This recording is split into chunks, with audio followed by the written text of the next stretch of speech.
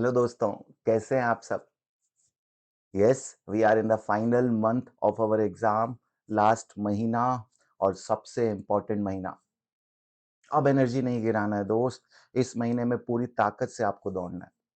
मैं कई बार देखता हूँ स्टूडेंट स्टार्टिंग के मंथ्स में बहुत एनर्जी डालते हैं और लास्ट मंथ में वीक पड़ जाते हैं। नहीं, इस राउंड में भागना है बच्चों, final lap is the most important lap. यहाँ पे जितनी एनर्जी डालोगे, पुराना सारा प्रिपरेशन वर्कआउट करेगा। इस मंथ में जितना हो सके पढ़ाई को टाइम दो। अभी तक कितने भी पाप किया कितनी मस्ती करी सब ठीक है। अब फाइनल राउंड मैटर करता है। भाई सारी एनर्जी अब दिखानी है ना अपन को। बहुत पहले ही सारी एनर्जी लगा दोगे तो कैसे चलेगा। इस मंथ में आपको अपनी एनर्जीज को लगाना है। अभी तक जो सीखा उसको अप्लाई करना है। कांस्टेंट रिवीजन करो, जितना हो सके रिवीजन करो इस मंथ यार। वीक नहीं पढ़ना है। स्ट्रेस होगा, एंग्जायटी होगा, ऐसा कोई नहीं है जो जिसको एग्जाम का स्ट्रेस ना हो, टेंशन ना हो, चाहे रैंकर हो, चाहे फेलियर हो, कोई भी बच्चा है, चाहे पढ़ रहा है, नहीं पढ़ रहा है, उसको स्ट्रेस हमेशा होता है। ठीक है, that is part of life. अपन को अपना हाथ में जो है वो करते रहना है। What are the controllable factors in our hand, उस पे फोकस करना है। ठीक है ना? बाकी भगवान कृष्ण कह ही गए, रिजल्ट पे डिपेंडेंट नहीं होना है, हमें अपने कर्म करने हैं, बाकी रिजल्ट देखा जाएगा जो होगा। ठीक है? तो इसी नोट के साथ आज फिर मैं आप लोग के साथ आ गया दोस्त। एक और टॉपिक रिवाइज़ करने अपने फाइनेंशियल मैनेजमेंट का। तो जैसे कि आप देख पा रहे हैं, आज कुछ रिवीजन करेंगे रिस्क मैनेजमेंट से, बिज़नेस फाइनेंस से। चलो स्टार्ट करते हैं। तो दोस्त अगर मैं आज की बात करूँ, तो आज मेरा कुछ मेन टॉपिक आप लोगों के साथ रिवाइज़ करने का पर्पस है। एक टॉपिक मैं आपके साथ डिस्कस करूँगा कॉस्ट ऑफ कैपिटल।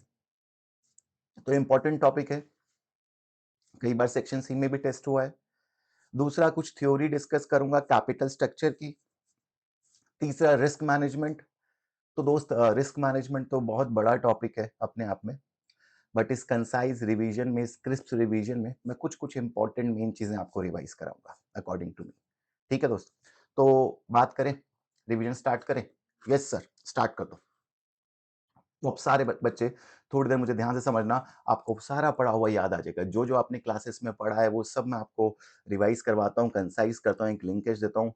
होपफुली ये सारी चीज़ों में से कुछ ना कुछ एग्ज़ाम में आने के चांसेस बहुत ज़्यादा हैं। आप इसको अपने साथ अलाइन करिए, इसको रिवाइज़ करिए और एग्ज़ाम में स्कोर करिए। बोला ना बच्चा, फाइनल लैप अल्टीमेटली मैटर क्या करता है कि अब क्या कर रहे हो? अभी तक क्या किया वो मैटर नहीं करता। डोंट वरी, पढ़ाई करी है, नहीं करी है, अब पढ़ लो सफिशिएंट है। इन 20-25 दिन ढंग से लग के पढ़ लो। आराम से पेपर निकल जाएगा, डोंट वरी। बहुत अच्छा पासिंग रेट है एफएम के पेपर का। बहुत ज़्यादा सिलेबस नहीं है, बहुत मिनिमल सा सिलेबस है। स्पेसिफिक क्वेश्चन करने हैं, हर एरिया से 4-5 क्वेश्चन प्रैक्टिस कर लो, कुछ मॉक टेस्ट ट्राई कर लो, डन है भाई। और क्या वरी करना है? क्यों स्ट्रेस लेना है फालतू का? अच्छा है, अभी तक नहीं पढ़ाई करी तो, अब एनर्जी से पढ़ पाओगे। ठीक है? हाँ सर। तो पहला टॉपिक बच्चों, आज रिवाइज़ करने जो जा रहे हैं, उसका क्या नाम है? Cost of capital. सर क्या मतलब है इस टॉपिक का? तो बच्चों, देखो फाइनेंस का फंडा हर बच्चे को मैं बताता हूँ अपनी पहली क्लास में ही कि फाइनेंस का मेन फंडा यही है कि यार मेरे को फंड चाहिए और फंड को इन्वेस्ट करना है। तो फंड चाहिए तो फंड फ्री में तो आएगा नहीं। हर चीज़ की कॉस्टिंग है, हमारे टाइम की कॉस्टिंग है, जो कि हम कई बार वेस्ट कर देते हैं बिना समझे। तो हर चीज़ का कॉस्टिंग है बच्चों। वैसे ही फंड का भी कॉस्टिंग है, कॉस्ट ऑफ कैपिटल। अच्छा सर, हाँ। और जब तुम इन्वेस्ट करते हो तो तुम रिटर्न जनरेट करते हो। तो तुम्हें इन दोनों को कंपेयर करके फाइनेंसिंग करनी होती है कि भई मैंने कितने पे पैसा उठाया और कितने पे कितना पैसा कमाया। यही है भई। और क्या लाला वाली बात है। इससे ज़्यादा क्या समझना है पूरे फाइनेंस में, पूरे कॉमर्स में।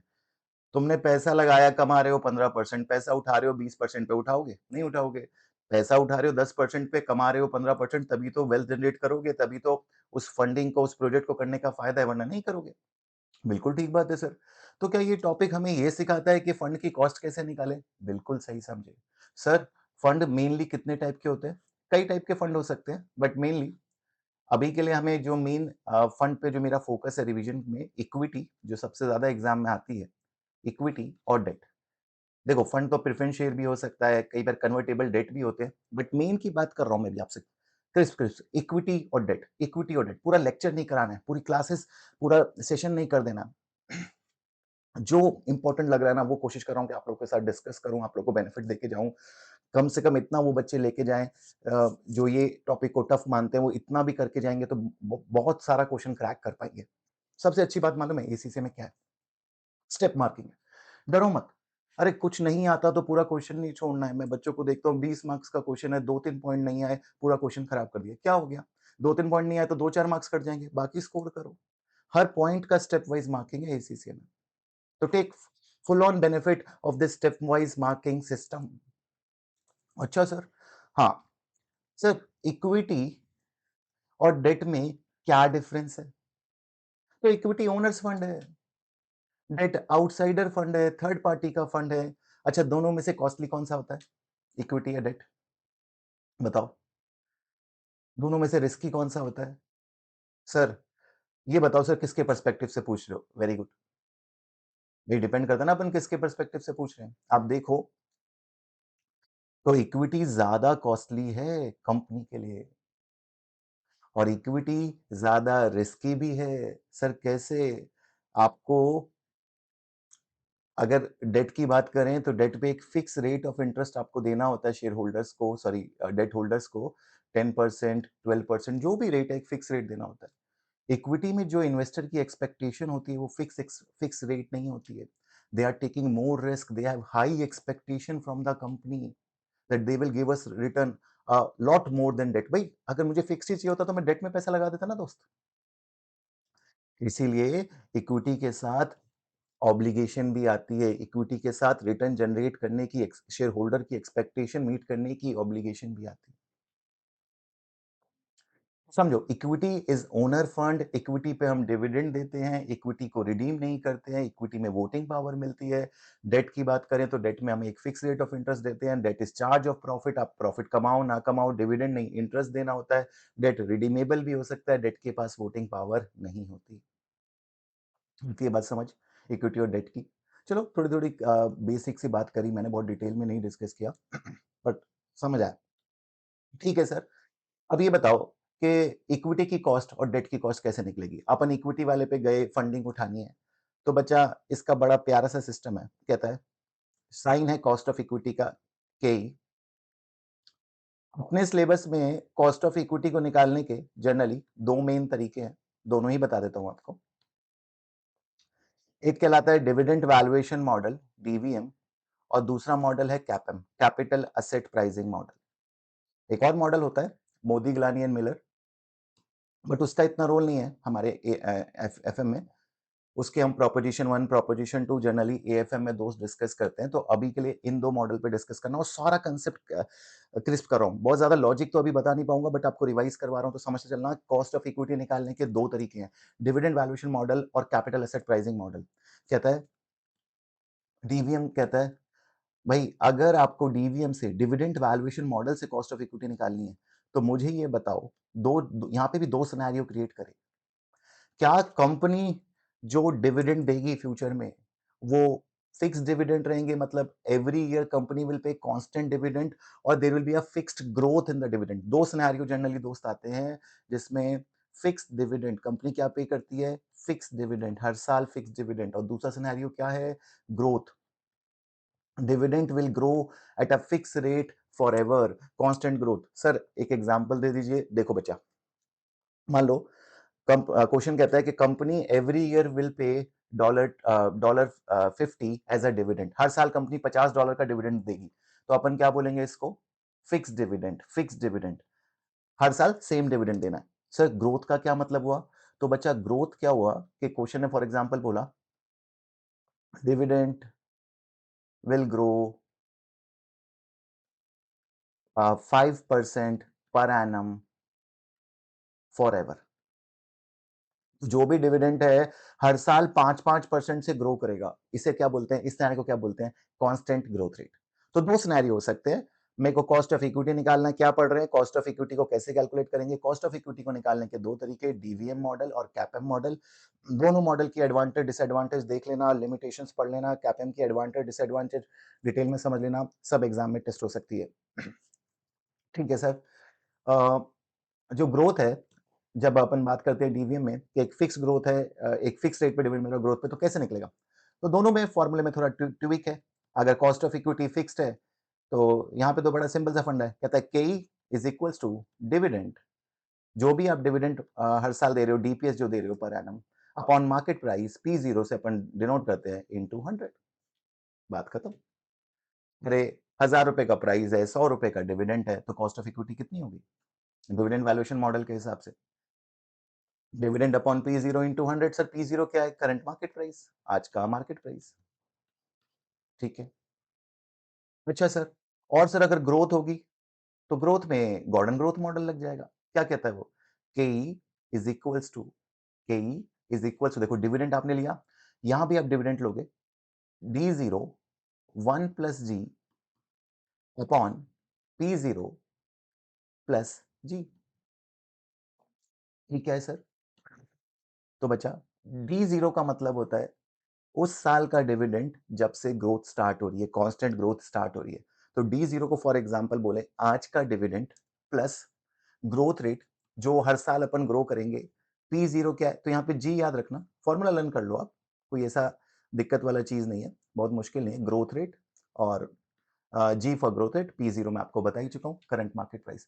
तो फॉर्मूले में जरा सा चेंज हो गया, यहाँ पे dividend upon P zero into 100 था, यहाँ भी डिविडेंड अपॉन पी जीरो लिया, बट इस बार डिविडेंड में ग्रोथ मल्टीप्लाई कर दी 1 + जी, और पूरे आंसर में दोबारा ग्रोथ ऐड कर दी, दोबारा ग्रोथ ऐड कर दिया।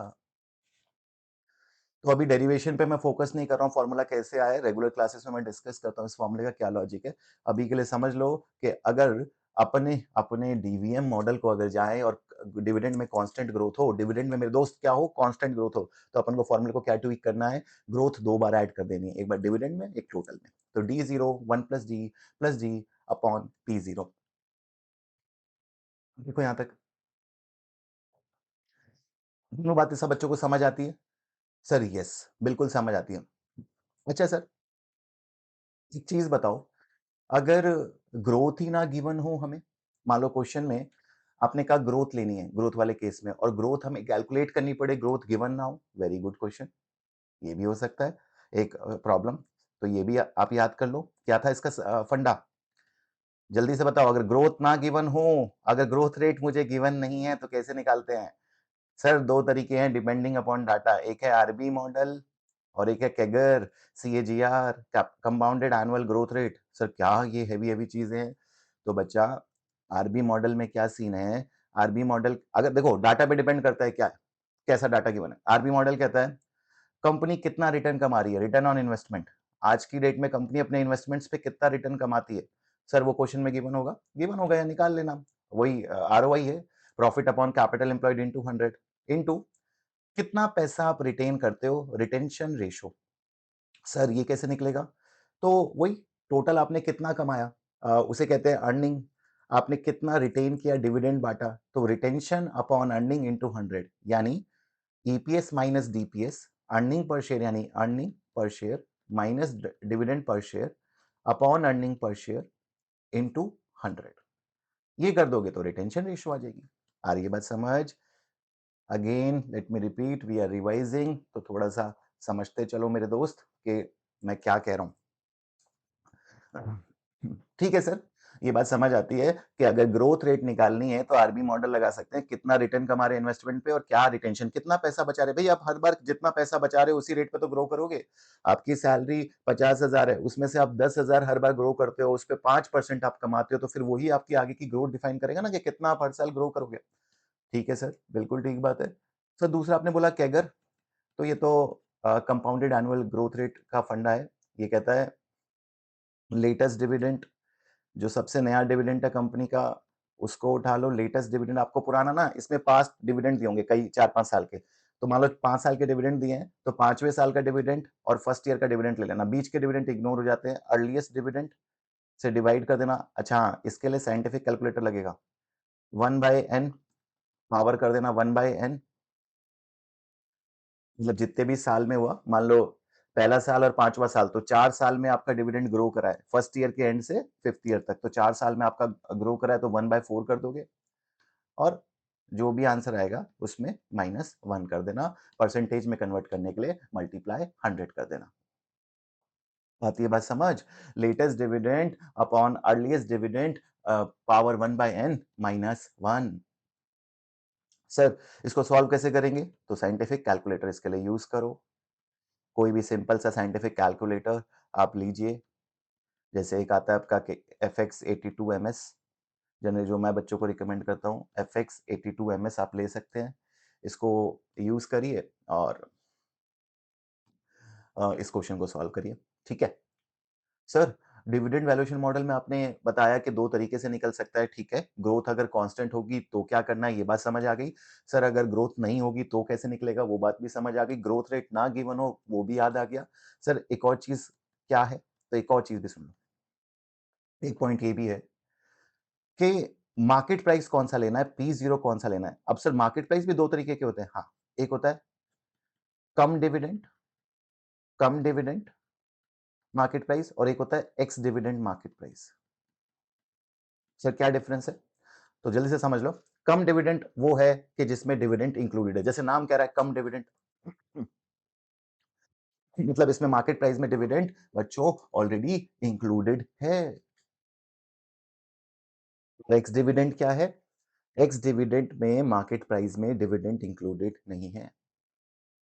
तो जनरली क्या होता है, जैसे ही कंपनी डिविडेंड अनाउंस करती है तो कंपनी के ना मार्केट प्राइस इंक्रीज हो जाते हैं। मान लो कंपनी ने 10 का डिविडेंड दिया, तो थियोरेटिकली क्या होना चाहिए, 100 का प्राइस अब 110 हो जाएगा, तो उसे बोलते हैं कम डिविडेंड। बट कंपनी जैसे ही डिविडेंड पे कर देगी, थियोरेटिकली कहते हैं कि वो प्राइस वापस 100 रुपए हो जाना चाहिए। अब क्वेश्चन उठता है कि मुझे इस वाले टॉपिक में जब मैं मार्केट प्राइस ले रहा हूं, देखो बिना मार्केट प्राइस के तो काम चलेगा नहीं। चलेगा क्या, बिना मार्केट प्राइस के कैसे काम चलेगा, बिना मार्केट प्राइस के आप कैसे निकालोगे कॉस्ट ऑफ इक्विटी। आपको दोनों केस में कॉस्ट ऑफ इक्विटी निकालने के लिए मार्केट प्राइस चाहिए, बिल्कुल सर चाहिए। तो यहां पे फंडा कहता है कि आप क्या करो, कम डिविडेंड को कभी नहीं लेना, हमेशा कौन सा लेना, एक्स डिविडेंड, एक्स डिविडेंड। बात समझ आती है, जो डिविडेंड अनाउंस हो चुका है, जो डिविडेंड अभी पे करने वाली है, वो कॉस्ट ऑफ इक्विटी को इंपैक्ट नहीं डालेगा, फ्यूचर के डिविडेंड डालेंगे, इसलिए प्राइस में एक्स डिविडेंड लिया जाता है, ना कि कम डिविडेंड। चलो कोई बात नहीं सर, ठीक है। डीवीएम में सर क्या इतनी सी बातें, हाँ बस ये 3 पॉइंट, कभी भी कॉस्ट ऑफ इक्विटी में आपको आए, इससे ज्यादा कोई पॉइंट नहीं आएगा। क्या बहुत मुश्किल है, नहीं है, बहुत सिंपल है यार। ठीक है, अच्छा एक लास्ट चीज और समझ लेना बच्चों, यहीं पे ये कोई पॉइंट नहीं है, प्रैक्टिकली ना क्वेश्चन में ये प्रॉब्लम आती है, तो ये देख लेना। कई बार क्या होगा क्वेश्चन में, आपकी जो परपेचुटी है, जो ग्रोथ है, वो फर्स्ट ईयर से स्टार्ट नहीं होगी। मान लो आपको दिया है 1 2 3, आपके 4 टू इन्फिनिटी स्टार्ट हो रही है। मान लो फर्स्ट ईयर में कोई कैश फ्लो है नहीं है, मैटर नहीं करता, फर्स्ट सेकंड थर्ड में। क्वेश्चन कहता है कि 5th ईयर से 5% per annum for ever growth होगी, क्योंकि यहाँ पे अपन डिविडेंड क्या मान रहे हैं, फॉर एवर मान रहे हैं, तभी तो परपेचुटी तो लगाई है। ये मैंने क्या लगाया है, परपेचुटी का फॉर्मूले को ही ट्विक किया है। भाई परपेचुटी का फॉर्मूला आपको मालूम है ना क्या होता है, cash flow upon discount rate, वही प्रेजेंट वैल्यू आ जाती है, तो cash flow upon present value कर दूंगा तो डिस्काउंट रेट आ जाएगा। तो वही चीज है, कहता है 5% for per annum for ever, तो इसकी डिस्काउंटिंग कैसे करते हैं, बच्चों ने पढ़ रखी होगी, कहीं उन्हें मालूम है इस केस में कैसे करते हैं। तो यस, इसमें क्या करना है बच्चा, आपका जो जब से परपेचुटी स्टार्ट हो रहा है उस साल में आपको ये फॉर्मूला लगाना पड़ेगा, थर्ड ईयर का डिविडेंड लेके। मतलब आपका फॉर्मूला कैसे लगेगा, यहाँ पे डी D0 नहीं, D3 लोगे इस बार, D3, ये डिविडेंड 3 लोगे, ग्रोथ लोगे, 5% का ग्रोथ है तो 1.05 से मल्टीप्लाई, और डिवाइड किससे करोगे, डिवाइड आप करोगे P0 से प्लस ग्रोथ, तो 5% का ग्रोथ यहाँ भी ऐड कर दो, तब जाके आपका कॉस्ट ऑफ इक्विटी आएगा। बट जनरली इस केस में आपको जब भी ये वाला क्वेश्चन फ्रेम होगा, कॉस्ट ऑफ इक्विटी निकालने के लिए नहीं, बल्कि P0 निकालने के लिए क्वेश्चन बनाया जाएगा, क्योंकि आप डिस्काउंटिंग नहीं कर सकते विदाउट नोइंग डिस्काउंट रेट। तो मैं तो एक सिचुएशन आपको याद दिला रहा हूँ जो कि हम मार्केट प्राइस यानी वैल्यूएशन के टाइम पे यूज़ करते हैं। बस इस पे ध्यान रखना कि P0 निकालने के लिए वो यही तो फ़ॉर्मूला है। P0 में क्या हो जाता है चेंज? कुछ नहीं हो जाता। यही D3 इंटू 1.05 ऊपर तो सब सेम ही रहना है। नीचे क्या हो जाना है? KE minus growth rate. जो कॉस्ट ऑफ इक्विटी है उससे ग्रोथ रेट माइनस कर दोगे तो वो P0 का फ़ॉर्मूला बन जाता है। इसको थोड़ा चेंज कर दोगे तो कॉस्ट ऑफ इक्विटी का फ़ॉर्मूला बन जाता है। तो ये जो सेटअप, ये जो एग्जांपल मैंने बताया जनरली P0 निकालने के लिए आपको यूज़ करना होगा क्योंकि आपके पास फ्यूचर में कैश फ्लोज़ आ रहा है तो डिस्काउंटिंग करने के लिए रेट तो ऑलरेडी आपको गिवन ही होगा। तो ऐसा नहीं हो सकता कि कॉस्ट ऑफ इक्विटी निकालने को आएगी, P0 निकालेंगे बट सिचुएशन याद रखना ये नंबर वाली। तो फिफ्थ 5 पर 4 से इंफिनिटी तक आ रहा है, तो जब आप इसको यूज़ करोगे तो आपके पास जो P0 नहीं आएगा, P3 आएगा। P3 क्या आएगा? P3। इस P3 को फिर आपको दोबारा अपने पास P0 तक लेके आना होगा। सर P3 को P0 तक लाने के लिए अपन क्या यूज़ करेंगे? 3 साल का प्रेजेंट वैल्यू फैक्टर। आती है बात समझ? शॉर्ट में मैंने थोड़ा रिवाइज़ करा दिया, ध्यान रखना। ठीक है। अच्छा सर कॉस्ट ऑफ इक्विटी कैपेम से भी निकलती है? हाँ बच्चा, कैपेम से भी निकलती है। बहुत अच्छा मॉडल है, कैपिटल एसेट प्राइसिंग मॉडल।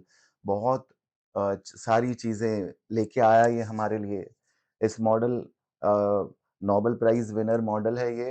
ये काफ़ी चीज़ें इसने हमें समझाई कि क्या बिज़नेस रिस्क होता है, क्या सिस्टमैटिक रिस्क होता है, क्या अनसिस्टमैटिक रिस्क होता है। बीटा के बारे में इसने बात करी, सेंसिटिविटी के बारे में इसने बात करी। तो बहुत इंपॉर्टेंट मॉडल है। इसकी लिमिटेशन, इसकी असम्पशंस और जैसे इसकी कई सारी असम्पशंस हैं कि investor are rational, investor are diversified, investor are investing in a diversified portfolio. किसी एक जगह पे they are not putting all their eggs in one basket, they are investing in entire portfolio. पूरे मार्केट इंडेक्स में investment करें तो बहुत सारी असम्पशन के साथ आता है और बहुत इंपॉर्टेंट भी है। Business risk, finance risk, systematic risk, unsystematic risk को समझना। भाई हमने अभी रिसेंटली देखा भी ये चीज़ कि कितना बिज़नेस रिस्क और फाइनेंशियल रिस्क इम्पोर्टेंट हो जाता है किसी कंपनी के लिए, जिस कंपनी को वी नेवर थॉट कि वो कंपनी कभी गिरेगी, वो कंपनी कभी डाउन जाएगी, वो कंपनी, उस टाइप की कंपनी हमारी डाउन चली जाती है। तो समझो इस बात को। जैसे मैं बात करूँ अभी एनवीडिया की, यू नो के बीच में एनवीडिया के शेयर्स कितना ज़्यादा गिर गए थे। Valuation, there is a huge fall in the valuation of Nvidia company. और आप किसी भी वैल्यूअर से पूछोगे तो Nvidia is the company which is growing exceptionally. Past की वैल्यूएशन, हम खुद वैल्यूएशन रिपोर्ट्स बनवाते हैं स्टूडेंट से and student ask us sir ये क्या है, 100% का ग्रोथ हो रहा है एनवीडिया का और सडनली वो स्टॉक फॉल करता है। और do you know what is the main reason of such fall? कोई बता सकता है मुझे? Yes, the main reason is AI, artificial intelligence. AI उसकी ग्रोथ का रीजन भी था और एआई ही उसके फॉल का रीजन हुआ। क्या सीन हुआ? ये जो अपना चैट जीपीटी है ना, चैट जीपीटी को चाहिए हाई एंड जीपीयू, मतलब बहुत हाई प्रोसेसर चाहिए, ऐसे समझो चिप्स चाहिए। एनवीडिया चिप्स बनाता है। एनवीडिया का फ्यूचर बहुत ब्राइट नज़र आ रहा था क्योंकि लोगों को लगता था कि ये एआई ही ज़माना है और एआई चल सकते हैं एनवीडिया के चिप्स पे, तो एआई चलेंगे तभी जब एनवीडिया उनको चिप्स देगा और हाई एंड प्रोसेसिंग चिप सिर्फ एनवीडिया बना सकता है। तो बड़ा मस्त चल रहा था, बहुत तेज़ी से ग्रो आ रही थी और जैसे ही आप भाई वैल्यूएशन क्या है? आज वैल्यूएशन क्या है? आपकी मेरी वैल्यूएशन क्या है? अपना फ्यूचर ही तो आज की वैल्यूएशन डिसाइड करता है कि अपनी फ्यूचर अर्निंग पोटेंशियल क्या है। आपकी जितनी फ्यूचर अर्निंग पोटेंशियल होगी, जो आपकी ग्रोथ पोटेंशियल होगी, वो वैल्यू आज आप अपने आप को हम आपको देंगे। वैसे ही किसी कंपनी के साथ है, किसी एनवीडिया की फ्यूचर पोटेंशियल इन्वेस्टर को बहुत ज़्यादा दिखाई दे रही है, तो वो एक्सेप्शनली ग्रो कर रही है और ग्रोथ कर भी रही है। उसकी चिप्स हाई एंड चिप्स हैं, जिस पे जो कोई और मैन्युफैक्चर नहीं कर सकता। बट चाइना तो चाइना है, वो किसी को भी हिला सकते हैं। उन्होंने हिला दिया चैट जीपीटी को, यूएस को। चाइना लेके आई अपना डीप सीक एआई। जो नहीं जानते बच्चे, चैट जीपीटी तो फेमस है, सब जानते होंगे। डीप सीक एक नया-नया एआई आया है और उसने एंड जैसे ही डीप सीक आया, काफ़ी ह्यूज फॉल, अब तो रिकवर कर गया। काफ़ी इन्वेस्टर वापस एनवीडिया पे ट्रस्ट कर रहे हैं, उस पे फ्यूचर को स्ट्रेंथ को समझ रहे हैं। बट समझना, एक बहुत तगड़ा बिज़नेस रिस्क एनवीडिया ने फेस किया। बड़े तगड़े लेवल पे पूरा का पूरा फॉल वहाँ पे देखने को मिला एनवीडिया के शेयर्स में। क्या हुआ था सर? तो डीप सीक जैसे आया ना दोस्त, तो उसने चैटजीपीटी से बेटर परफॉर्मेंस करना स्टार्ट कर दिया, ट्रेंडिंग पे चला गया और सबसे इंपॉर्टेंट रीज़न था लो जीपीयू, लो प्रोसेसर, लो लेवल चिप्स पे वो हाई परफॉर्मेंस दे रहा था। तो वो जो मेन क्राइटेरिया था एनवीडिया का हिट होने का कि हमारी चिप्स पे ही चल सकता है एआई, वो चाइना ने तोड़ दिया। चाइना ने लो प्रोसेसिंग चिप्स पे, लो एंड चिप्स पे एक बहुत अच्छा एआई प्रेजेंट कर दिया। तो उस वजह से इन्वेस्टर को अब इस कंपनी की फ्यूचर में उतनी पोटेंशियल नहीं दिखी, तो करेक्शन आने लगा, वैल्यूएशन गिरने लगी, ओवर वैल्यूड स्टॉक को करेक्ट करने लगा मार्केट, क्योंकि लोगों को लगा अब ये स्टॉक ओवर वैल्यूड है। और देखो यही गेम बिजनेस रिस्क है। ये कौन सा रिस्क है? Business risk. कैसे? भाई एआई ने आते ही आपके बिजनेस को इम्पैक्ट कर दिया ना। स्पेसिफिक रिस्क कहते हैं, और एक इन्वेस्टर को इस स्पेसिफिक यानी अनसिस्टमैटिक रिस्क से बचना चाहिए, कि वो अपना पैसा सिर्फ एक कंपनी में ना लगा के मल्टीपल कंपनीज में, मल्टीपल सेक्टर में लगाएगा। तो एक सेक्टर इंपैक्ट होगा तो बाकी सेक्टर जरूरी नहीं है उससे इंपैक्ट होंगे। अगर कोई ऐसा ऐसा इंपैक्ट है जो सारे सेक्टर को इंपैक्ट कर रहा है, तब तो बात अलग है। बट यहाँ देखो ना, एनवीडिया मेनली इंपैक्ट क्यों हुआ दोस्त? एनवीडिया मेनली इंपैक्ट हुआ क्योंकि स्पेसिफिकली उसके चिप्स एआई के लिए यूज हो रहे थे, और उसी एआई ने उसके चिप्स को का वैल्यू गिरा दिया। और जब वैल्यू गिरेगा, कंपटीशन आएगा, एआई वर्क करेंगे लो प्रोसेसिंग चिप्स पे, तो ऑटोमेटिकली वैल्यूएशन फॉल होगा। मोहन कह रहे थे एआई सबका जॉब लेगा, चैट जीपीटी सबका जॉब ले लेगा। यहाँ पे चैट जीपीटी का जॉब ले लिया चाइना वालों ने, डीप सीक लाके। तो सॉरी। तो अपने लिए लर्निंग सिर्फ इतना सा है दोस्त, अपने लिए लर्निंग सिर्फ इतना सा है कि change is only constant. Change is only constant. कभी अपन सोचा करते थे कि यार Google will never abolish, Google हमेशा रहेगा, गूगल की कोई लाइफ नहीं है। आज की डेट में we people are shifting from Google, they are not searching using Google that much, that they are using AI more. कोई भी नॉलेज चाहिए, दे आर आस्किंग एआई। बात कर रहे हैं प्रॉपर्ली, गूगल खुद एआई ले आया, जेमिनी, जेमिनाई करके आई थिंक सम है, समथिंग है, वो अपना एआई लॉन्च कर रहा है, हर कोई एआई पे वर्क कर रहा है। फिर चैट जीपीटी को टक्कर डीप सीखा है। तो only thing is constant is change. और उस चेंज को समझना के लिए स्किल्स चाहिए। अगर आप आउटडेटेड रहोगे, आप स्किल्स नहीं गेन करोगे उस चेंज को समझने के लिए, तो इररिलेवेंट हो जाओगे, फिर जॉब चला जाएगा भाई, फिर कोई नहीं रोक सकता। अपडेटेड रहो, चेंज होते रहो, समझो नुआंसेस को, और अपनी अपॉर्चुनिटी का वेट करो और उसे क्रैक करो। ठीक है? आता हूं। Sir, capital asset pricing model. Capital asset pricing model क्या होता है? कैपिटल एसेट प्राइसिंग मॉडल का सीन ये है, ये कहता है K is equals to risk free rate, अच्छा, RF, plus market return RM minus RF into beta. ध्यान रखना, बहुत सिंपल। ये कहता है बीटा, बीटा यहाँ पे आपको ध्यान रखना पड़ेगा। कई बार आपको बीटा के लिए कंसेप्ट यहाँ पे थोड़ा सा याद दिला देता हूँ आपको। बीटा अगर आपको गिवन है तो ठीक है, वरना आपको कई बार अनगेयर्ड अनगेयर्ड बीटा और गेयर्ड बीटा का कंसेप्ट यूज करके बीटा को कैलकुलेट करना पड़ सकता है। आप प्रॉक्सी कंपनी का बीटा लेते हो, उसको अनगेयर करते हो, फिर अपनी कंपनी के कैपिटल स्ट्रक्चर से गेयरिंग करते हो उसकी, ठीक है, हल्का हल्का याद दिला रहा हूँ, गेयरिंग करते हो, उसके बाद आपके पास लीवर्ड बीटा आता है, अपना लीवर्ड बीटा आता है। तो अनगेयर्ड गेयर्ड कंपनी का कंसेप्ट बच्चे कई बार पूछते, सर वो कहाँ यूज होता है? वो इसी बीटा के कैलकुलेशन में यूज होता है। उससे कॉस्ट ऑफ इक्विटी नहीं, बीटा निकलता है। कॉस्ट ऑफ इक्विटी तो फिर आप इस फॉर्मूले में पुट करते हो। जब भी बीटा गिवन होगा तो कैपेम यूज करना है, जब भी डिविडेंड गिवन होगा तो डीवीएम यूज करना आती है। बाकी चीजें आपको जनरली गिवन होंगी। आरएफ होता है गवर्नमेंट बॉन्ड का rate, risk free rate, market में क्या रिटर्न आ रहा है, मुझे तुम्हारे बीटा के अकॉर्डिंग उससे कम ज्यादा, बीटा इक्वल टू 1 है तो I am satisfied with market return. If beta is greater than 1 means you are more risky than market, I need more return, less risky less return. I क्या बात समझ? Yes sir, बिल्कुल। Sir आगे बताओ। मजे वाली पढ़ाई है बच्चों, बहुत मजे वाली पढ़ाई है, बहुत डिटेल में आपको पढ़ना चाहिए, सीखना चाहिए, प्रैक्टिकली अप्लाई करना चाहिए। जो सब आप करते हो ना, stock market, share market, merger acquisition, IPO, FPO जो सुनते हो, सब चीज फाइनेंस से कहीं ना कहीं जाके लिंक हो जाती है। Accounts, finance, everything is the future all of you. आप कभी इररिलेवेंट नहीं होगे। Just get updated according to the environment. Be flexible, rigid नहीं रहना यार।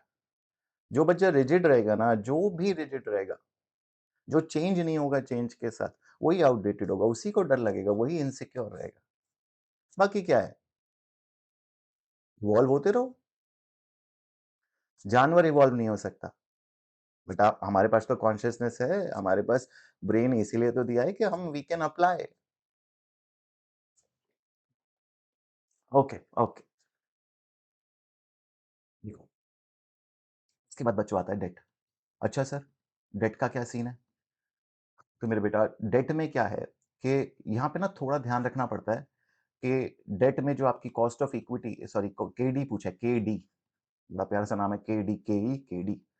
इसमें आपको देखना है कि केडी किसके पर्सपेक्टिव से बोला है, इन्वेस्टर के पर्सपेक्टिव से या कंपनी के पर्सपेक्टिव से, दोनों के पर्सपेक्टिव से निकलता है। तो कंपनी के पर्सपेक्टिव से सर कब निकालेंगे?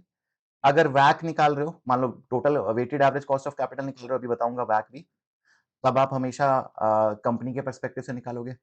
या कंपनी क्वेश्चन बोल देता है कॉस्ट निकालो, कॉस्ट ऑफ डेट निकालो, मतलब लैंग्वेज कहती है कि we have to calculate cost of debt, तो कॉस्ट तो हमेशा कंपनी के लिए होगी ना, इन्वेस्टर के लिए तो रिटर्न होगा।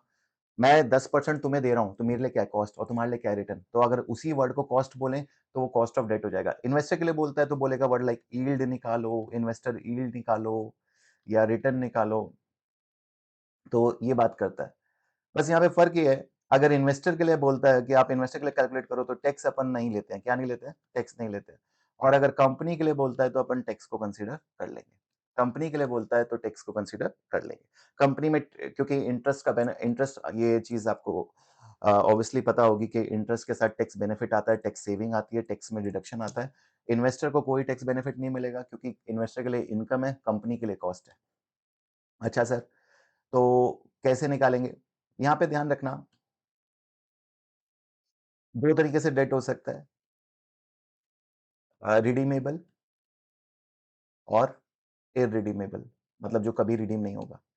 अगर रिडीमेबल डेट है तो यूज आईआरआर।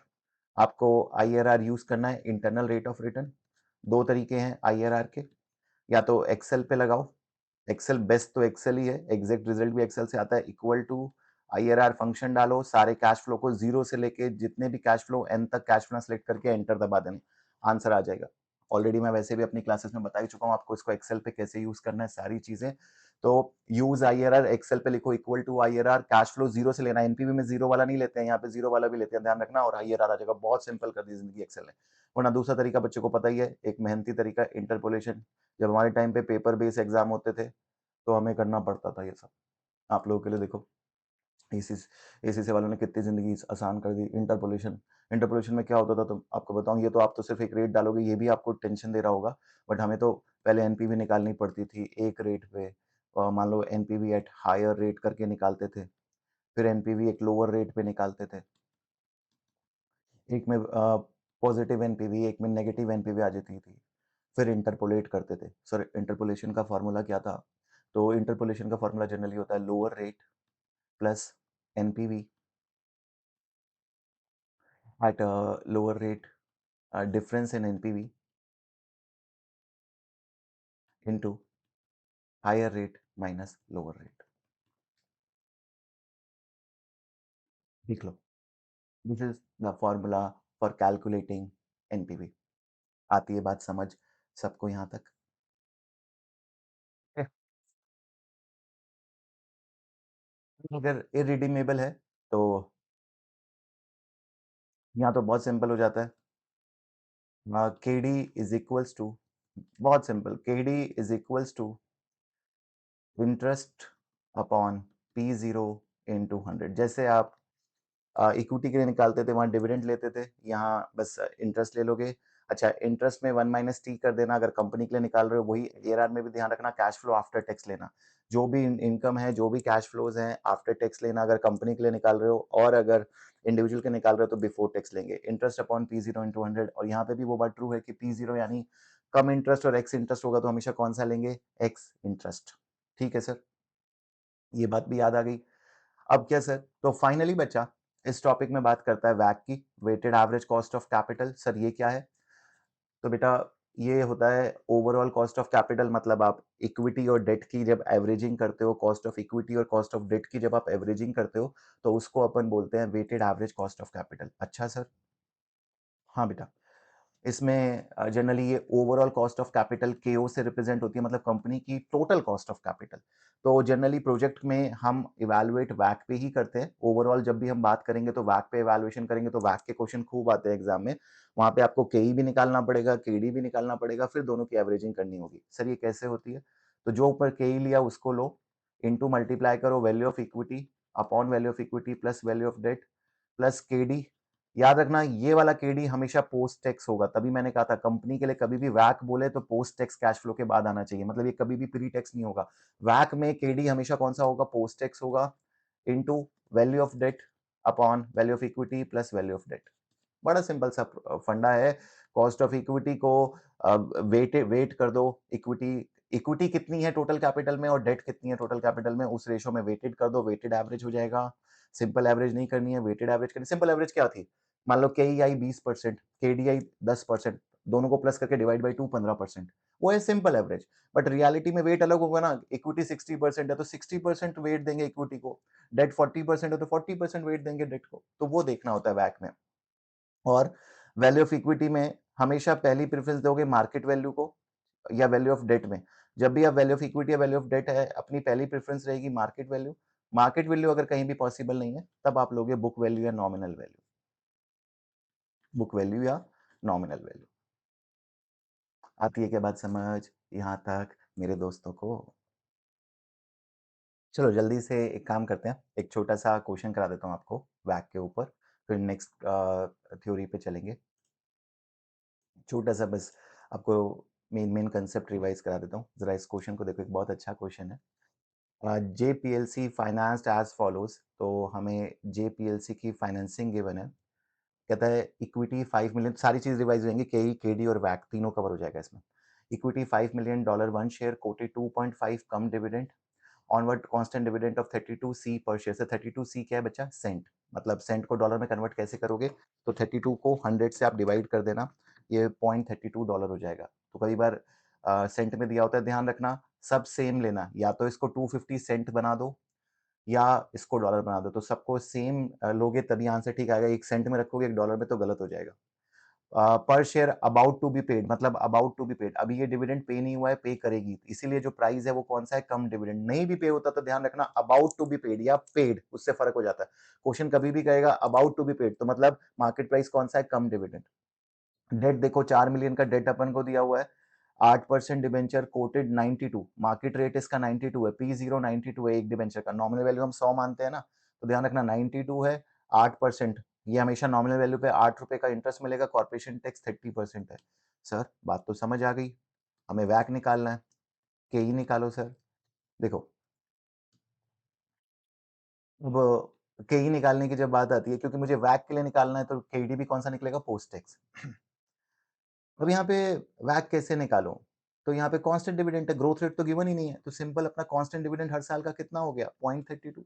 ठीक है, k is equals to 0.32, divide किससे करोगे? तो कम डिविडेंड नहीं लोगे, 2.5 नहीं लोगे, 2.5 में से 0.32 माइनस कर देना, ये बचेगा 2.18, 2.18, इसमें 100 मल्टीप्लाई कर देना, यही होता है। कम डिविडेंड को मैंने किस में कन्वर्ट कर दिया? एक्स डिविडेंड में। सर ये कैसे कन्वर्ट किया? सिंपली माइनस करके दोस्त, और क्या, इसमें कोई बहुत बड़ा गणित थोड़ी है।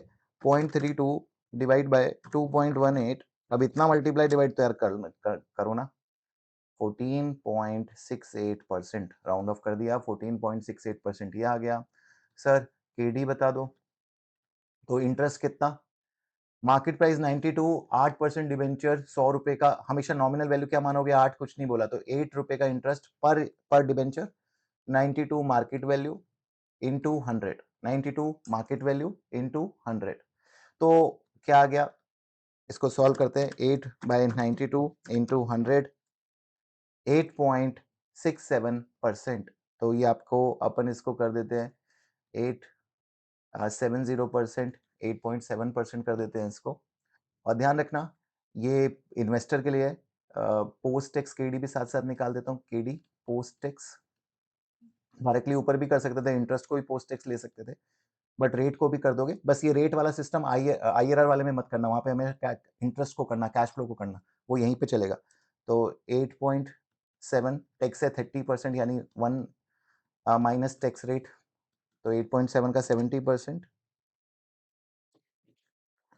ये बच्चों हो जाएगा आपका 6.09%। ठीक है सर, यहाँ तक बात समझ आ गई। 6.09% हो गया। अब सर ये बता दो वैक कैसे निकलेगा। तो बहुत सिंपल है, कई 14.68%,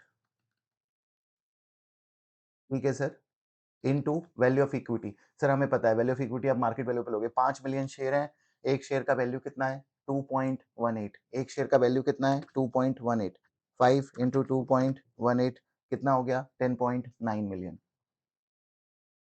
अरे 5 शेयर है और एक शेयर का वैल्यू अभी निकाला ना अपन ने, एक्स डिविडेंड ही लोगे 2.18, एक शेयर का वैल्यू कितना है 2 पॉइंट, तो 5 मिलियन शेयर का कितना होगा 10.9 million, 10.9 million plus. Sir debt का वैल्यू कैसे निकालोगे, तो 4 मिलियन हमें बुक वैल्यू गिवन है, 4 मिलियन हमें बुक वैल्यू गिवन है। एक शेयर की वैल्यू 100 होती है, बट हमें 92 पे इसकी वैल्यू निकालनी है। देखो टोटल वैल्यू निकाल रहा हूँ इस बार मैं, 4 मिलियन, ध्यान समझना, 4 डिवाइड 100 इंटू 92, 3.68, 3.68। सर ये क्या किया आपने, दोबारा समझ लो। 4 मिलियन बुक वैल्यू है, एक शेयर बुक में 100 रुपए का है, तो 100 से डिवाइड करूंगा तो नंबर ऑफ डिबेंचर आ जाएंगे, नंबर ऑफ डिबेंचर को मार्केट वैल्यू से मल्टीप्लाई करूंगा तो मार्केट वैल्यू आ जाएगी।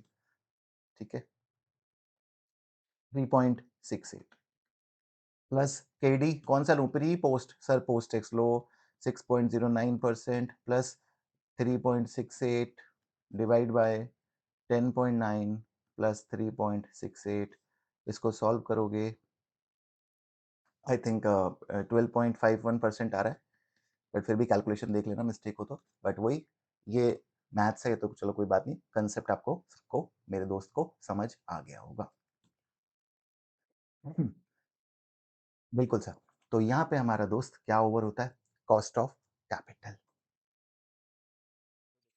अब नेक्स्ट एरिया स्टार्ट करते हैं हमारा रिवीजन का, जल्दी जल्दी रिवाइज करते हैं इसको भी। कैपिटल स्ट्रक्चर, तो थ्योरेटिकल एरिया है थोड़ा सा, बात मेरी ध्यान से सुनना इसमें भी। कैपिटल स्ट्रक्चर, सर ये क्या पढ़ाने वाले हो कैपिटल स्ट्रक्चर में, तो मैं कैपिटल स्ट्रक्चर में आपको कुछ थ्योरीज बताने वाला हूँ जो कैपिटल स्ट्रक्चर को बताती है कि क्या कैपिटल में स्ट्रक्चर होना चाहिए, मतलब कितनी इक्विटी कितना डेट, कितनी इक्विटी कितना डेट।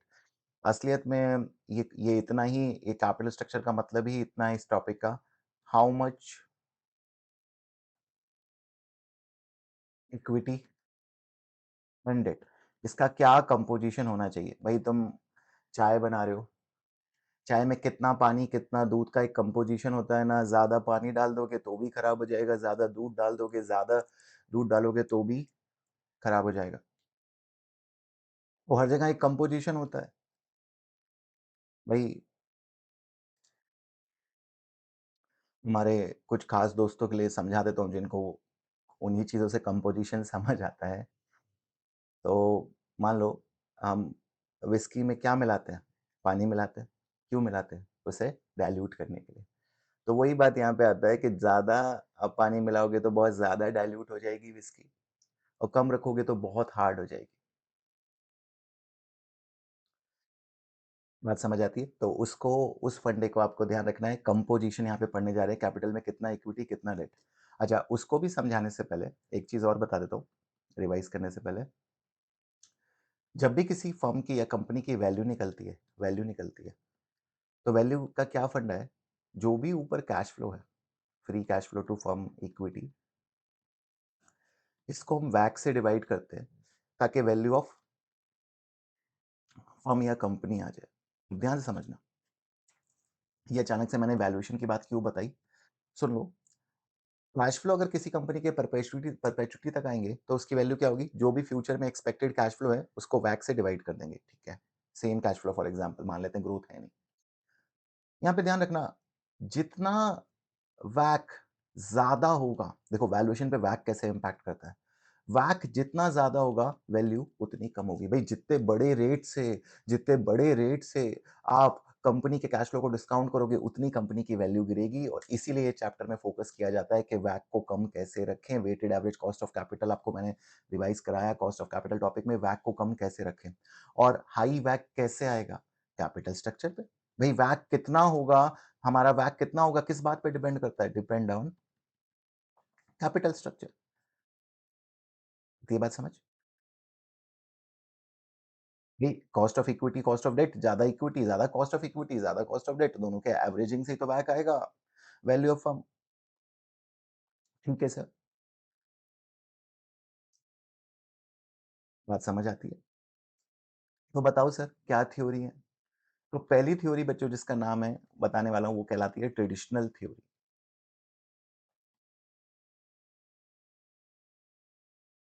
सर इस थ्योरी में क्या फंडा है ट्रेडिशनल थ्योरी में? तो समझना 2-3 तरीके की थ्योरी है, बहुत बड़ा टॉपिक नहीं है, अभी जस्ट ओवर हो जाएगा। थोड़ा-थोड़ा सुन लो एग्ज़ाम के लिए, ये थ्योरी काम आ सकती है आपके। ट्रेडिशनल थ्योरी कहती है कि इक्विटी और डेट का बैलेंस होना चाहिए। कैपिटल स्ट्रक्चर में सिर्फ इक्विटी नहीं चलेगी, सिर्फ डेट नहीं चलेगा।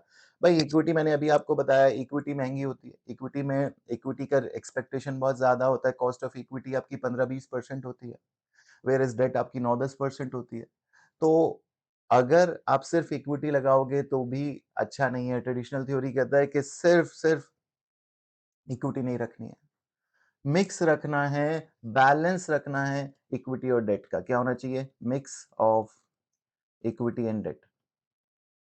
मतलब हर कंपनी को अपने हिसाब से देखना है कि कितना मिक्स होना चाहिए, एक बैलेंस होना चाहिए। फंडा सिर्फ इतना सा है, लॉजिक इसने कुछ नहीं बताया, सिर्फ इसने ये बात बोली कि कंपनी अपने कैपिटल स्ट्रक्चर में डेट डालती जाओ, क्योंकि आप डेट डालोगी तो वैक गिरेगा, डेट डालोगी तो वैक गिरेगा। भाई इक्विटी महंगी है, इक्विटी 20% की है, डेट 10% की है, तो ओवरऑल जितना मैं डेट का पोर्शन बढ़ाऊंगा, डेट की वेटेज बढ़ाऊंगा, वैक गिरता रहेगा। और आप वैक को गिराते रहो, एक लेवल आएगा जब वैक ऑप्टिमम पहुंच जाएगा, इससे ज्यादा नहीं गिर सकता। उसके बाद आप डेट डालोगे तो वैक इंक्रीज करने लग जाएगा। मतलब इसने जो ग्राफ से हमें समझाया वो कुछ ऐसा था कि इसका कहना कुछ ऐसा था कि जो आपका वैक है ना वो गिरेगा और गिरते गिरते एक ऑप्टिमम पॉइंट पे पहुंच के वापस ये राइज करने लगेगा। तो जब तक ये फॉल कर रहा है आप इसको गिराते रहो, जब ये ऑप्टिमम पॉइंट आ जाए, मतलब ये वाला पॉइंट जहाँ पे वैक लोएस्ट है, उस पॉइंट पे रुक जाना, वो बेस्ट डेट कैपिटल का स्ट्रक्चर है। कोई तरीका नहीं बताया, आपको खुद ही देखना पड़ेगा कि कौन सा बेस्ट है। बस इतना कहा कि इक्विटी में डेट डालते रहो, वैक गिरेगा। ये तो लॉजिकल है। भाई महंगी चीज में अब पानी मिलाओगे, जितना पानी मिलाओगे उतनी उतनी आपकी चाय डाइल्यूट होगी, जो भी आप समझ रहे हो मेरी बात। तो उतना आपका कंपोजिशन कम होता रहेगा। वो डाइल्यूशन होता रहेगा बट एक लेवल तक आपको पहुंचना है। मैक्सिमम डाइल्यूशन के बाद अगर आपने किया तो वो आपको डिस्ट्रॉय करने लगेगा, वो ओवर पावर करने लगेगा, फिर वो पानी ही कॉस्टली पड़ने लगेगा आपको। तो वो कहता है कि डेट एक लेवल तक अच्छा है, too much of anything is bad, पढ़ना भी बहुत ज्यादा बेकार है। कहते हैं ना too much analysis leads to paralysis. तो बहुत एनालिसिस भी नहीं, एक लेवल तक पढ़ना है। भाई अपन को कोई राइटर थोड़ी बनना है बुक का, एग्जाम क्रैक करने फिर पढ़ते रहेंगे। तो mix of equity and debt, फिर उसका बैलेंस होना चाहिए, एक मैक्सिमम ऑप्टिमम बैलेंस पे पहुंच गए, वहां पे वैक तुम्हारी ऑप्टिमम होगी, वैक यहाँ पे लोएस्ट होगी तुम्हारी, इस लोएस्ट पॉइंट पे तुम्हारी वैल्यूएशन हाईएस्ट होगी। वैक लोएस्ट, वैल्यूएशन हाईएस्ट। तो ये ट्रेडिशनल थ्योरी ने कहा। बट ट्रेडिशनल थ्योरी कह रही थी, लोग के फिर भी दिमाग में कंफ्यूजन थी, कितना इक्विटी कितना डेट कब ऑप्टिमम पहुंचेंगे, इसके आंसर नहीं थे। हर कंपनी के लिए अलग अलग ऑप्टिमम पॉइंट हो सकता था, बिल्कुल ठीक बात है। बट इसने ये जरूर कहा कि डेट को डालते रहो, लोएस्ट वैक गिरेगा फिर बाद में बढ़ेगा, पहले गिरेगा वैक फिर इंक्रीज होगा, तो जब मैक्सिमम फॉल हो जाए, जब ऑप्टिमम पॉइंट पे आ जाए तब रुक जाओ। ठीक है। इसके बाद हमारे अगले दोस्त आए एमएम, बड़े फेमस है, Modigliani and Miller. I think around 1958 या 60 के आसपास इन्होंने अपनी ये मॉडल लेके आए, नोबेल प्राइज जीता। दो प्रोपोजिशन लेके आए, मतलब दो बार मॉडल इन्होंने लिया। पहला मॉडल इनका प्रोपोजिशन वन जो था, बड़ा क्रांतिकारी। मतलब जैसे ना, ऐसे समझो जैसे स्कूल में सारे डिबेट चल रहा है बच्चों के बीच, एक सेगमेंट कह रहा है इतना डेट, एक सेगमेंट कह रहा है इक्विटी इतना होना चाहिए, इक्विटी ज्यादा होना चाहिए, डेट कम होना चाहिए, आपस में फाइट चल रही है। अचानक से एक बच्चा क्लास में एंटर करता है, वो कहता है आप सब मूर्ख हो। चाणक्य जी आ जाते हैं एकदम से और कहते हैं सब फालतू बात कर रहे हो। असली बात तो ये है कि आपका वैक चेंज होगा ही नहीं कैपिटल स्ट्रक्चर से। कहता है आप चाहे इक्विटी डालो, चाहे डेट डालो, इक्विटी एंड डेट के में आप चेंज कितना ही करो, मतलब डेट को बढ़ा दो, इक्विटी कम कर दो, वैक पे कोई इंपैक्ट नहीं आएगा। इसने क्रांतिकारी बात करी कि capital structure do not impact वैक, और प्रूफ कर दिया। प्रूफ कर दिया। भाई अब आप, अभी तक मैं भी आपको पढ़ा रहा था, अचानक से कोई आके बोले आपको क्या मतलब आप कहोगे यार ये क्या बात हो गई। अभी आपने कहा इक्विटी महंगी है सर, बिल्कुल महंगी, हम भी जानते हैं, डेट सस्ता है, तो आप सस्ती चीज डालोगे, पानी मिलाओगे तो डाइल्यूट ही नहीं हो रही, ऐसे कैसे हो सकता है। होनी चाहिए, इतनी क्या पावरफुल। आप कह रहे हो वैक हर केस में सेम रहेगा, हाँ, उसने कहा लॉजिक दिया, नंबर से प्रूफ भी किया। अभी मैं नंबर से प्रूफ करना नहीं चाह रहा आपको, पढ़ लेना इसको, बट फंडा यही है कि इसने ये कहा कि यार देखो, वैक क्या है, कॉस्ट ऑफ इक्विटी और कॉस्ट ऑफ डेट की एवरेज करके केओ आता है, ये और ये करके आप केओ निकालते हैं, कॉस्ट ऑफ इक्विटी और कॉस्ट ऑफ डेट की एवरेज करते हैं।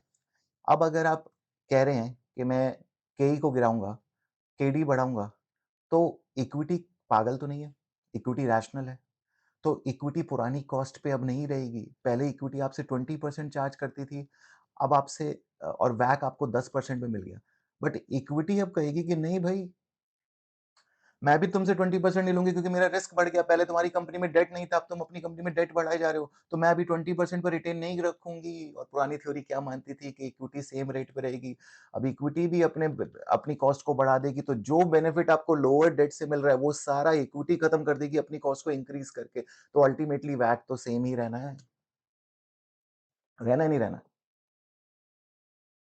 अरे आप प्लेट में सामान रखो, दूसरा बंदा सामान निकालता जाए, आप ग्लास में पानी भर रहे हो, और ग्लास के अंदर होल है, तो पानी कभी ग्लास भरेगा नहीं भरेगा। वही बात है कि अगर डेट अपनी आप डेट को बढ़ाते जाओगे तो इक्विटी भी तो सेम नहीं रहेगी ना। इक्विटी कहेगी भाई मेरा रिस्क बढ़ रहा है, तुम्हारी कंपनी में जब डेट कम था तो रिस्क कम था, अब डेट ज्यादा है क्योंकि तुम तो मुझे खाना दोगे डेट को खिलाने के बाद। भाई पहले गेस्ट को खिलाते हैं फिर घर वाले खाते हैं, तो पहले डेट को खिलाएंगे फिर घर वाले खाएंगे, तो उसका कॉन्सिक्वेंस बियर करना पड़ेगा हमें तो यार। तो अल्टीमेटली इक्विटी डेट के स्ट्रक्चर से प्रूव कर दिया मैम ने, नोबेल प्राइज ले गया कि वैक पे कोई इंपैक्ट नहीं आता, और बड़ा मजेदार मॉडल था, बात थी, लॉजिक थी, फॉर्मूला भी दिया इसने प्रोपोजिशन का, एएफएम में पढ़ते हैं अपन वो, कि इक्विटी की कॉस्ट कैसे निकालेंगे जब डेट बढ़ेगी, कितनी इक्विटी से राइज होगी, उसने रैशनल लॉजिकल तरीके से निकाला। बट लोगों का काम है कहना, कुछ तो कहेंगे। मोदी ग्लानी मिलर ने अपनी बात प्रूफ तो कर दी, इक्विटी डेट के इम्पैक्ट को नकार दिया, वैक में कोई इम्पैक्ट नहीं आता, बल्कि कंपनी की रिटर्न्स पे उसने कहा कि कंपनी की वैल्यूएशन वैक पे नहीं उसके रिटर्न पे डिपेंड करती है, अर्निंग पे डिपेंड करती है, बहुत अच्छी बात कही। बट बाद में टैक्स आ गया, उस वक्त ना टैक्स का इतना चलन नहीं था जब ये मॉडल आया था, प्रोपोजिशन वन आया था, तो लोगों ने बैशिंग करना शुरू किया, एमएम तुम्हारा मॉडल गलत है, टैक्स को कंसिडर नहीं करता। वो लेके आया proposition two, model with tax, और इस बार ये अलग ही दीवाना हो गया। कहता है डेट इज माई लव, कहता है debt is very good, debt जितना ज्यादा हो सके टैक्स वर्ल्ड में उतना लेना चाहिए। मतलब यहां तक कह दिया इसने कि कंपनी 99% फंडिंग भी अगर डेट से कराए तो कोई दिक्कत नहीं, अप्रोक्सीमेटली 100% की बात कर दी। कहता है कि डेट डेट बहुत अच्छी चीज है, क्योंकि इसने कहा कि टैक्स वर्ल्ड में डेट की कॉस्ट ह्यूजली रिड्यूस हो जाती है, जो इक्विटी कभी कंपनसेट नहीं कर पाएगी। भाई मान लो 10% का केडी है और टैक्स 30% का है, तो आपको मालूम है ये कॉस्ट सीधा सीधा कितनी हो जाती है, 7%। तो जब ये कॉस्ट आपकी 7%, यानी इतनी ज्यादा रेट से ये गिर गई है टैक्स की वजह से, क्योंकि आपको टैक्स बेनिफिट मिलता है, कैसे मिलता है क्या मिलता है वो सब बच्चों अभी रहने दो, बस मेरी इसी बात पे फोकस करो। 10% से 7%, 10% से 7% तो क्या हो गया, अपन 10% से 7% पे पहुंच गए, तो आपको क्या लगता है ये कॉस्ट बहुत ह्यूज लेवल पे गिर नहीं गई। तो जितना ज्यादा डेट उतना अच्छा। जो आपके मन में डाउट आ रहा है बिल्कुल ठीक है, वो थोड़ा मॉडल में अजम्पशंस हैं। बिल्कुल आप ये सोच रहे होगे कि सर इतना डेट ले लेंगे तो बैंकरप्सी होने का, इंसॉल्वेंसी, कंपनी कल को पे नहीं कर पाई। तो भाई अर्निंग की तो बात कर ही रहा है वो, कि आप बिना कमाई के कैसे ईएमआई बांध लोगे। ये थोड़ी कह रहा है कि आपके आमदनी 98 खर्चा रुपया। ये तो करोगे तो डेट नहीं चलेगा। कहता है आप डेट की कॉस्ट को फाइना इतना कमाओ कि इसको पे कर पाओ तो ये बहुत अच्छी चीज़ है और है भी।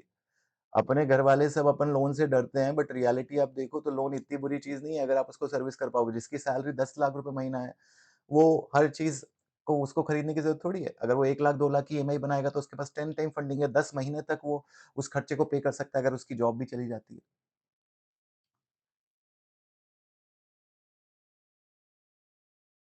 इतना मतलब उसपे एक कंपल्शन है और भी खर्चे हैं, बिल्कुल ठीक बात है। तो आती है बात समझ? सर बिल्कुल, एमएम ने सिंपल मेरा करेक्ट रिवीजन के लिए इतना याद रखो, एमएम प्रोपोज़िशन 1 कहती है, कोई फ़र्क नहीं पड़ता, चलो हटो, सबको हटा दिया। प्रोपोज़िशन 2 कहती है, लाओ भई, जितना डेट ला सकते हो लेके आओ, कोई मज़े की बात है, आपको तो बोरोइंग जो मिल जाए, देने वाले कम पड़ जाएँगे, हम नहीं लेंगे, लेना नहीं रुकेगा। इन्फिनाइट डेट चाहिए अपन को, क्योंकि डेट इतनी ज़्यादा कॉस्ट रिड्यूस कर देगा, जो इक्विटी कभी नहीं कर सकती।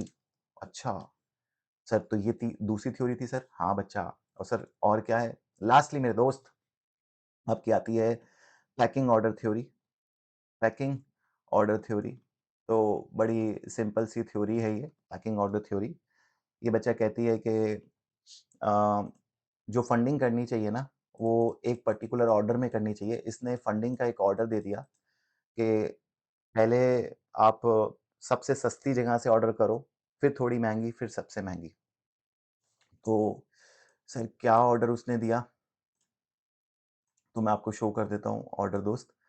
पैकिंग ऑर्डर थ्योरी कहती है कि ट्रेडिशनल थ्योरी का अल्टरनेट आप अपनी जो फंडिंग है ना, वो इन सोर्सेस से करो। सबसे पहले खुद के पैसे यानी रिटेन अर्निंग को तो आपको किसी से माँगना नहीं पड़ेगा। आपके पास डेट है तो स्ट्रेट डेट पे जाओ पहले। स्ट्रेट डेट मतलब जिसमें कन्वर्जन का ऑप्शन नहीं है, फिर कन्वर्जन के साथ फिर प्रेफ़रेंस शेयर, फिर इक्विटी। मतलब अपना पैसा, मतलब जो अपने सेविंग्स हैं, सेविंग्स से पैसे फंडिंग लगाओ बिज़नेस में। दूसरा डेट से जाओ, फिर लास्ट में इक्विटी के लिए जाओ। मतलब सबसे रिस्की इक्विटी को माना और उसको पैकिंग ऑर्डर ने लास्ट में चूज़ करने का हमें सलाह दिया। ध्यान रखो, ये आपका क्या स्ट्रक्चर है, कौन-सा टॉपिक है? Capital structure theories. बहुत मुश्किल नहीं, बहुत सिंपल सा टॉपिक है, कैपिटल स्ट्रक्चर थ्योरीज़। आती है बात समझ? तो एक बार जल्दी से रिवाइज़ कर लेते हैं कैपिटल स्ट्रक्चर थ्योरी को आपके साथ।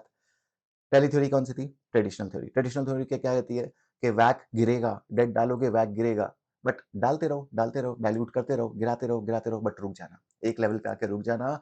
उसके बाद अगर आपने डेट डालना शुरू किया तो गिरेगा नहीं, बढ़ना शुरू कर देगा। खराब कर देगा कैपिटल स्ट्रक्चर को। तो वो ऑप्टिमम लेवल पे आके रुक जाओ। एमएम क्या कहता है? कोई फ़र्क ही नहीं पड़ता, कितना ही पानी मिलाओ, कुछ नहीं फ़र्क पड़ेगा। ओवरऑल टेस्ट में कोई चेंज नहीं आएगा। और फाइनली टेक्स्ट के बाद कहता है जितना डालोगे उतना टेस्ट एनहांस होगा, जितना पानी डालोगे उतना टेस्ट एनहांस होगा। पैकिंग ऑर्डर थ्योरी कहती है इन सब से मुझे मतलब नहीं है, मैं तो आपको एक ऑर्डर दे रही हूँ, इसी ऑर्डर में फंडिंग उठाओ। अपना पैसा सबसे बेस्ट है, फिर डेट के साथ जाओ, और डेट नहीं मिलता है फिर प्रेफरेंस शेयर के साथ जाओ, और फिर फाइनली इक्विटी शेयर के साथ। आती है मेरे दोस्तों को बात समझ? तो ये हमने रिवाइज किया। दूसरा टॉपिक हमारा कौन सा? Capital structure. अब चलेंगे रिस्क मैनेजमेंट पे।